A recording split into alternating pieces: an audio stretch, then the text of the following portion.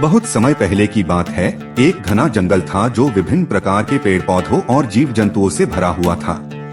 इस जंगल में 3 बहुत खास जानवर रहते थे। चालाक लोमड़ी जिसका नाम था रूबी, खतरनाक शेर जिसका नाम था सुल्तान और बुद्धिमान भालू जिसका नाम था बलू। तीनों के बीच अच्छी मित्रता थी, लेकिन उनकी सोच और आदतें बिल्कुल अलग थीं। रूबी अपनी चालाकी के लिए मशहूर थी, सुल्तान अपने डरावने रूप और ताकत के लिए और बलू अपने गहरे ज्ञान और बुद्धिमत्ता के लिए जाना जाता था।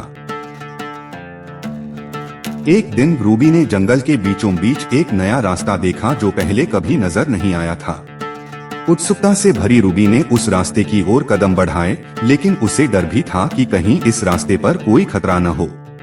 रूबी ने सोचा कि अकेले जाना सही नहीं होगा, इसलिए उसने अपने दोस्तों सुल्तान और बलू को बुला लिया। रूबी ने अपनी योजना साझा की और बलू ने तुरंत सुझाव दिया, हमें ध्यान से काम लेना चाहिए। हम सबको मिलकर इस रहस्यमय रास्ते को समझना होगा। सुल्तान ने गर्व से अपनी दहाड़ते हुए कहा, मैं किसी से नहीं डरता। अगर इस रास्ते पर कोई खतरा है तो मैं उसे संभाल लूंगा। बलू ने सिर हिलाते हुए कहा, ताकत अच्छी बात है सुल्तान, लेकिन हमें अपनी बुद्धिमत्ता का भी इस्तेमाल करना चाहिए। रास्ते पर चलते चलते तीनों को अजीब अजीब आवाजें सुनाई देने लगी। अचानक रास्ते के किनारे उन्हें एक रहस्यमयी झील दिखाई दी जिसका पानी चमक रहा था। बलू ने समझाया, यह झील साधारण नहीं लगती, हमें सावधानी बरतनी होगी। सुल्तान ने आगे बढ़कर झील के पानी को सूंघा, लेकिन बलू ने उसे रोका, रुको, इस पानी में कुछ गड़बड़ है, हमें देखना होगा कि यह क्या है। रूबी ने अपनी चालाकी से झील के किनारे पड़े एक पुराने पत्थर पर नजर डाली जिस पर कुछ लिखा था, जो भी इस झील से पानी पिएगा वह इस जंगल से कभी बाहर नहीं जा पाएगा। तीनों ने एक दूसरे की ओर देखा और बलू ने समझाया, इसका मतलब है कि यह झील हमारे लिए एक जाल है, हमें आगे बढ़ना होगा लेकिन बिना झील के पानी को छुए। रास्ते में चलते चलते उन्हें एक गुफा नजर आई जो बहुत अंधेरी और भयानक थी। रूबी की उत्सुकता बढ़ गई, उसने गुफा में घुसने का फैसला किया, लेकिन सुल्तान और बलू ने उसे रोका।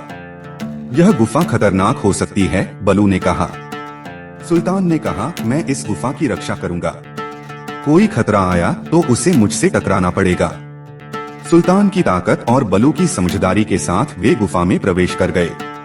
अंदर जाकर उन्हें दीवारों पर कुछ अजीब चिन्ह और प्राचीन चित्र देखने को मिले।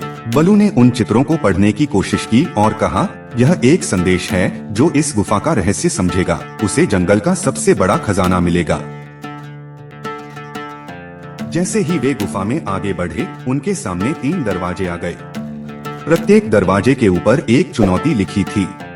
पहले दरवाजे पर लिखा था, सच्चा साहस दिखाओ और दरवाजा खुलेगा। सुल्तान ने तुरंत आगे बढ़कर दरवाजा खोलने की कोशिश की, लेकिन दरवाजा नहीं खुला।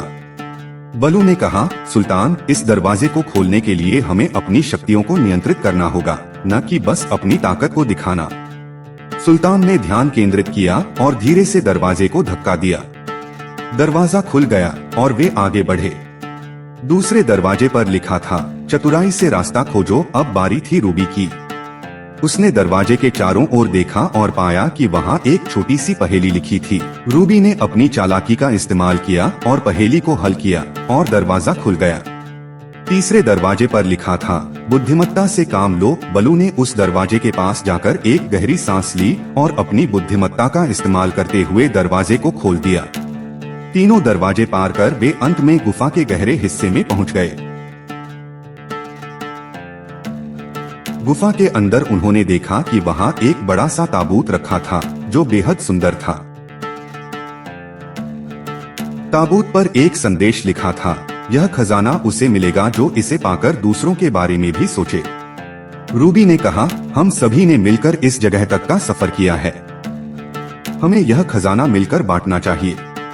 ताबूत खोलते ही एक सुनहरा प्रकाश निकला और उनके सामने एक किताब, एक सुंदर क्रिस्टल और एक बटुआ था।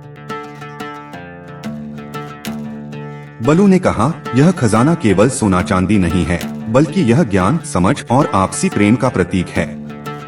तीनों ने उस खजाने को लेकर जंगल लौटने का फैसला किया, लेकिन अब वे पहले से अधिक समझदार, मजबूत और अच्छे दोस्त बन गए थे।